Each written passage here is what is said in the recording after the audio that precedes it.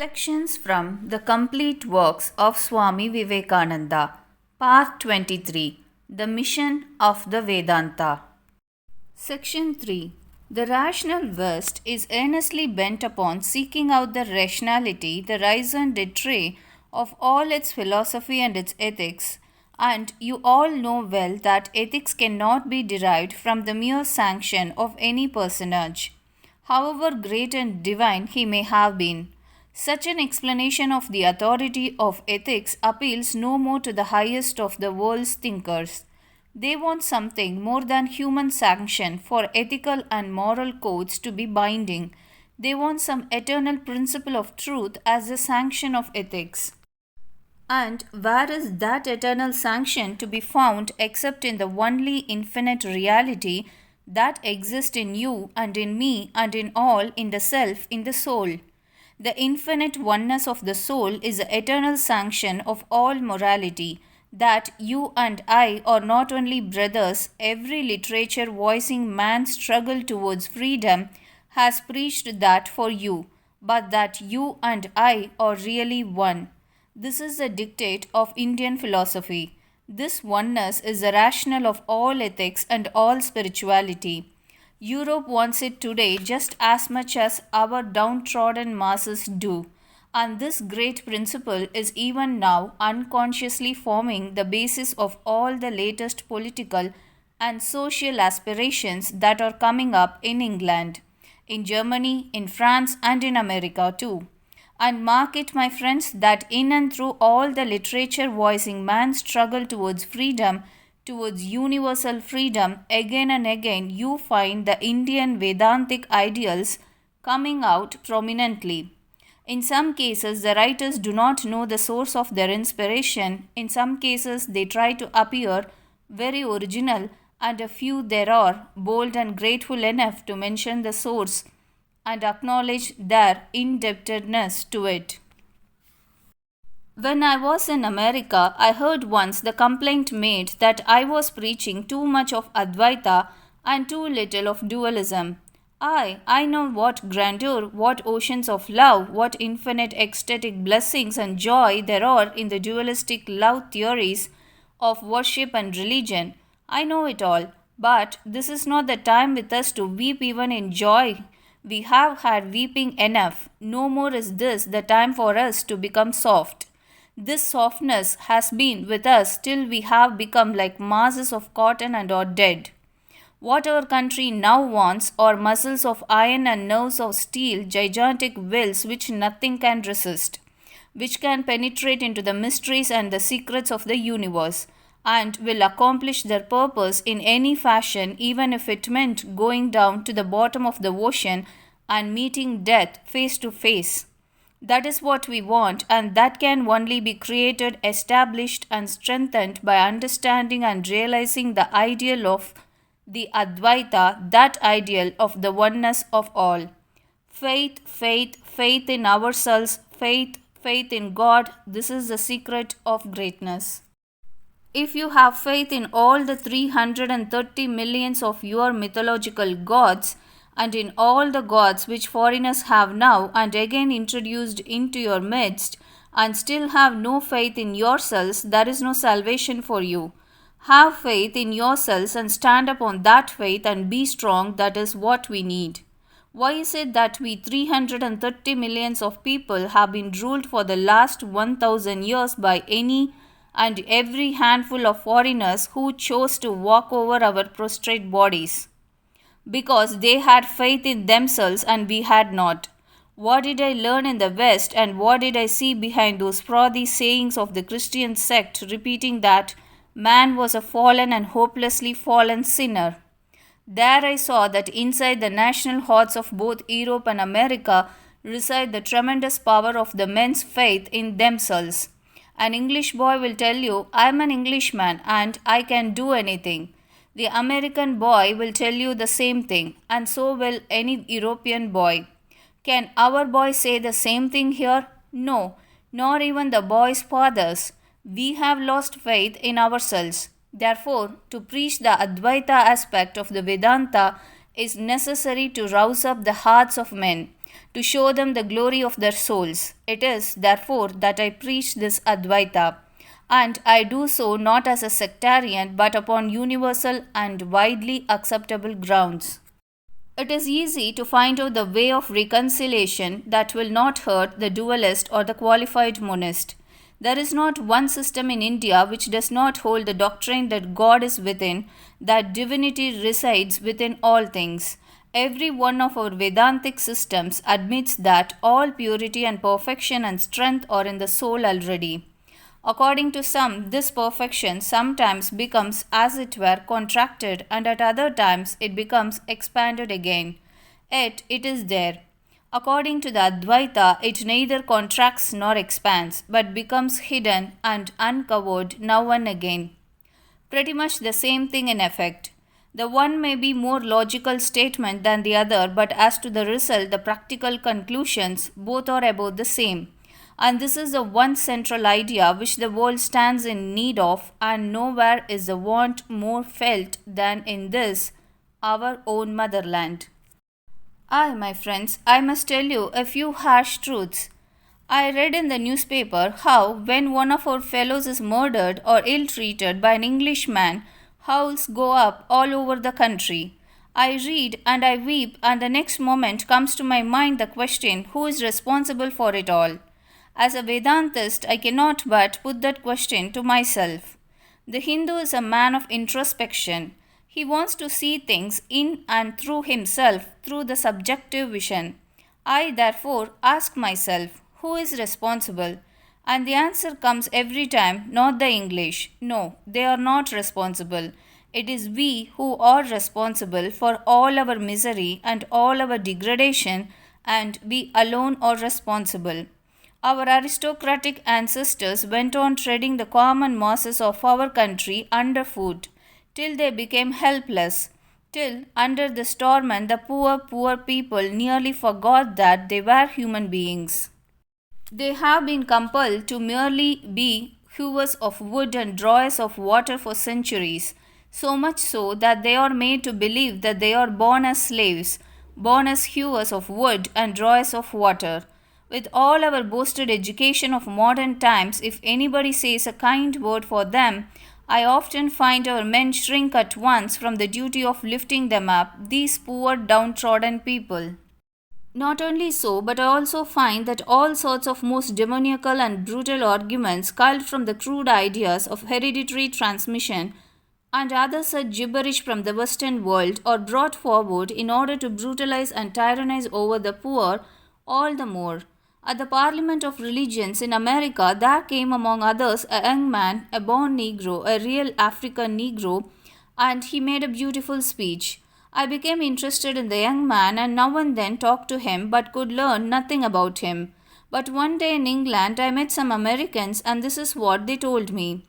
This boy was the son of a Negro chief who lived in the heart of Africa, and that one day another chief became angry with the father of this boy and murdered him and murdered the mother also, and they were cooked and eaten. He ordered the child to be killed also and cooked and eaten. But the boy fled, and after passing through great hardships and having travelled a distance of several hundreds of miles, he reached the seashore, and there he was taken into an American vessel and brought over to America. And this boy made that speech. After that, what was I to think of your doctrine of heredity? After that, what was I to think of your doctrine of heredity? Brahmins, if the Brahmin has more aptitude for learning on the ground of heredity than the pariah, spend no more money on the Brahmin's education, but spend all on the pariah. Give to the weak, for there all the gift is needed. If the Brahmin is born clever, he can educate himself without help.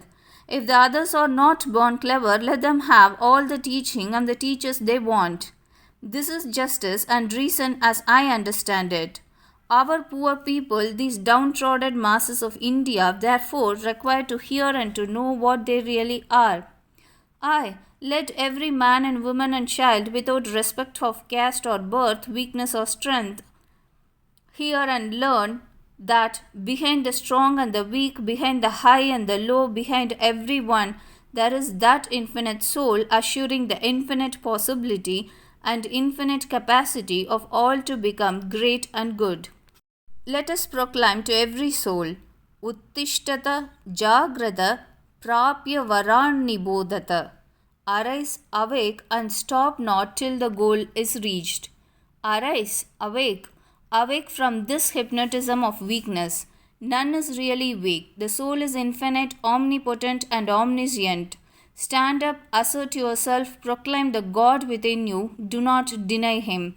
Too much of inactivity, too much of weakness, too much of hypnotism has been and is upon our race. Oh, ye modern Hindus, dehypnotize yourselves. The way to do that is found in your own sacred books. Teach yourselves, teach everyone his real nature. Call upon the sleeping soul and see how it awakes. Power will come, glory will come, goodness will come, purity will come, and everything that is excellent will come when this sleeping soul is roused to self-conscious activity. If there is anything in the Gita that I like, it is these two verses, coming out strong as the very gist, the very essence of Sri Krishna Paramatma's teaching. He who sees the Supreme Lord dwelling alike in all beings, the imperishable in things that perish, he sees indeed. For seeing the Lord as the same, everywhere present, he does not destroy the self by the self, and thus he goes to the highest goal. Thus, there is a great opening for the Vedanta to do beneficent work both here and elsewhere. This wonderful idea of the sameness and omnipresence of the Supreme Soul has to be preached for the amelioration and elevation of the human race here as elsewhere. Wherever there is evil and wherever there is ignorance and want of knowledge, I have found out by experience that all evil comes, as our scriptures say, relying upon differences, and that all good comes from faith in equality, in the underlying sameness and oneness of things. This is the great Vedantic ideal. To have the ideal is one thing, and to apply it practically to the details of daily life is quite another thing. It is very good to point out an ideal, but where is the practical way to reach it? Here naturally comes the difficult and the vexed question of caste and of social reformation, which has been uppermost for centuries in the minds of our people. I must frankly tell you that I am neither a caste breaker nor a mere social reformer. I have nothing to do directly with your caste or with your social reformation. Live in any caste you like, but that is no reason why you should hate another man or another caste. It is love and love alone that I preach, and I base my teaching on the great Vedantic truth of the sameness and omnipresence of the soul of the universe. For nearly the past 100 years, our country has been flooded with social reformers and various social reform proposals. Personally, I have no fault to find with these reformers. Most of them are good, well-meaning men, and their aims too are very laudable on certain points. But it is quite a patent fact that this 100 years of social reform has produced no permanent and valuable result appreciable throughout the country. Platform speeches have been made by the thousand denunciations in volumes after volumes have been hurled upon the devoted head of the Hindu race and its civilization, and yet no good practical result has been achieved. And where is the reason for that? The reason is not hard to find. It is in the denunciation itself. As I told you before, in the first place, we must try to keep our historically acquired character as a people. I grant that we have to take a great many things from other nations, that we have to learn many lessons from outside. But I am sorry to say that most of our modern reform movements have been inconsiderate imitations of Western means and methods of work, and that surely will not do for India. Therefore, it is that all our recent reform movements have had no result. In the second place, denunciation is not at all the way to do good. That there are evils in our society even a child can see, and in what society are there no evils? And let me take this opportunity, my countrymen, of telling you that in comparing the different races and nations of the world I have been among, I have come to the conclusion that our people are, on the whole, the most moral and most godly, and our institutions are, in their plan and purpose, best suited to make mankind happy. I do not, therefore, want any reformation. My ideal is growth, expansion, development on national lines. As I look back upon the history of my country, I do not find in the whole world another country which has done quite so much for the improvement of the human mind. Therefore, I have no words of condemnation for my nation. I tell them, you have done well, only try to do better. Great things have been done in the past in this land, and there is both time and room for greater things to be done yet. I am sure you know that for greater things we cannot stand still. If we stand still, we die. We have either to go forward or to go backward. We have either to progress or to degenerate. Our ancestors did great things in the past, but we have to grow into a fuller life and march beyond even their great achievements. How can we now go back and degenerate ourselves? That cannot be, that must not be. Going back will lead to national decay and death. Therefore, let us go forward and do yet greater things. That is what I have to tell you. I am no preacher of any momentary social reform.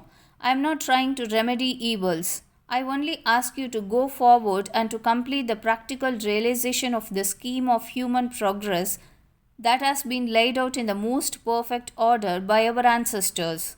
I only ask you to work to realize more and more the Vedantic ideal of the solidarity of man and his inborn divine nature. Had I the time, I would gladly show you how everything we have now to do was laid out years ago by our ancient lawgivers, and how they actually anticipated all the different changes that have taken place and are still to take place in our national institutions. They also were breakers of caste, but they were not like our modern men.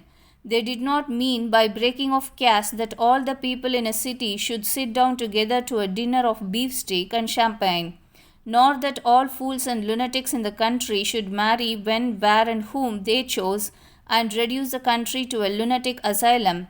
Nor did they believe that the prosperity of the nation is to be gauged by the number of husbands its widows get. I have yet to see such a prosperous nation. The ideal man of our ancestors was the Brahmin. In all our books stands out prominently this ideal of the Brahmin. In Europe, there is my lord, the cardinal, who is struggling hard and spending thousands of pounds to prove the nobility of his ancestors, and he will not be satisfied until he has traced his ancestry to some dreadful tyrant who lived on a hill and watched the people passing by, and whenever he had the opportunity, sprang out on them and robbed them. That was the business of these nobility bestowing ancestors, and my Lord Cardinal is not satisfied until he can trace his ancestry to one of these. In India, on the other hand, the greatest princes seek to trace their descent to some ancient sage who, dressed in a bit of loin cloth, lived in a forest, eating roots and studying the Vedas. It is there that the Indian prince goes to trace his ancestry. You are of the high caste when you can trace your ancestry to a rishi and not otherwise. Our ideal of high birth, therefore, is different from that of others. Our ideal is the Brahmin of spiritual culture and renunciation. By the Brahmin ideal, what do I mean? I mean the ideal Brahminness in which worldliness is altogether absent and true wisdom is abundantly present. That is the ideal of the Hindu race. Have you not heard how it is declared that he, the Brahmin, is not amenable to law, that he has no law, that he is not governed by kings, and that his body cannot be hurt? That is perfectly true. Do not understand it in the light thrown upon it by interested and ignorant fools, but understand it in the light of the true and original Vedantic conception. If the Brahmin is he who has killed all selfishness and who lives and works to acquire and propagate wisdom and the power of love, if a country is altogether inhabited by such Brahmins, by men and women who are spiritual and moral and good, Is it strange to think of that country as being above and beyond all law? What police, what military are necessary to govern them? Why should anyone govern them at all? Why should they live under a government? They are good and noble, and they are the men of God. These are our ideal Brahmins, and we read that in the Satya Yuga there was only one caste, and that was a Brahmin. We read in the Mahabharata that the whole world was in the beginning peopled with Brahmins, and that as they began to degenerate, they became divided into different castes, and that when the cycle turns round, they will all go back to that Brahminical origin.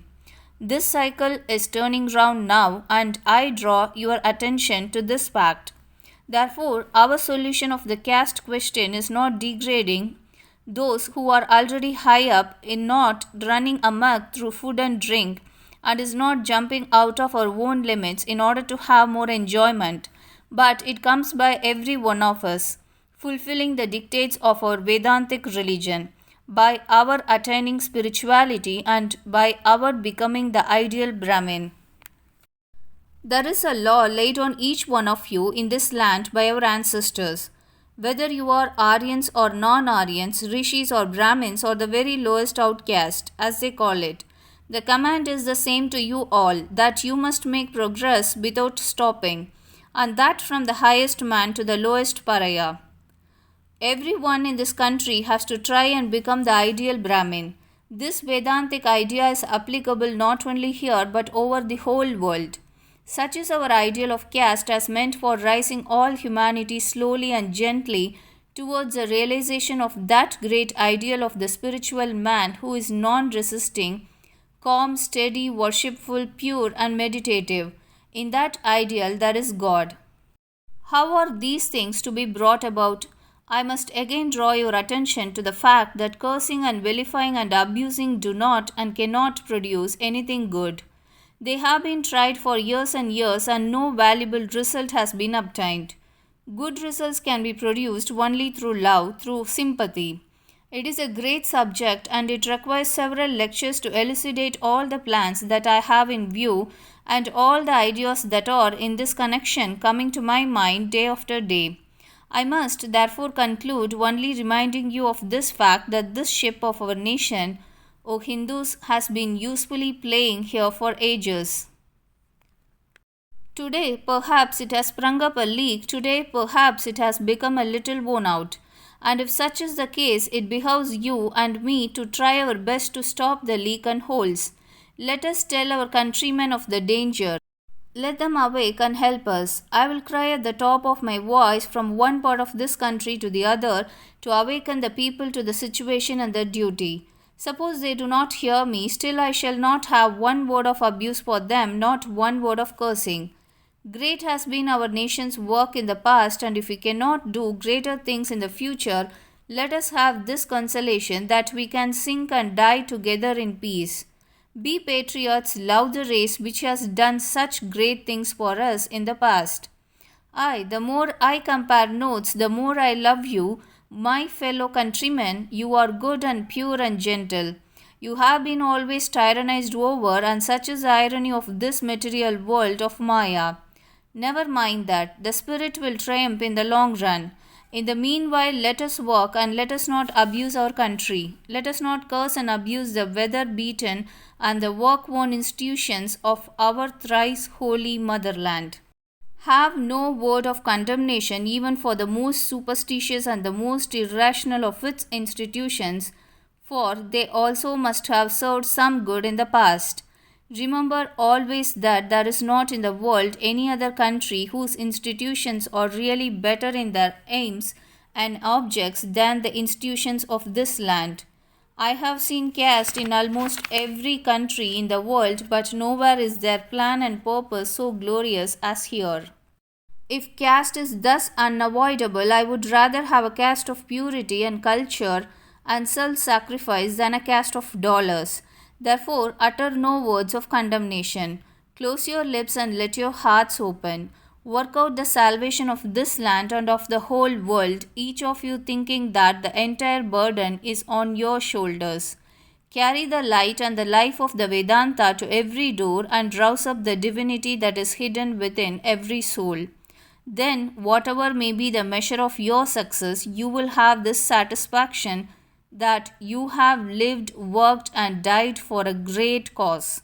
In the success of this cause, howsoever brought about, is centered the salvation of humanity here and hereafter.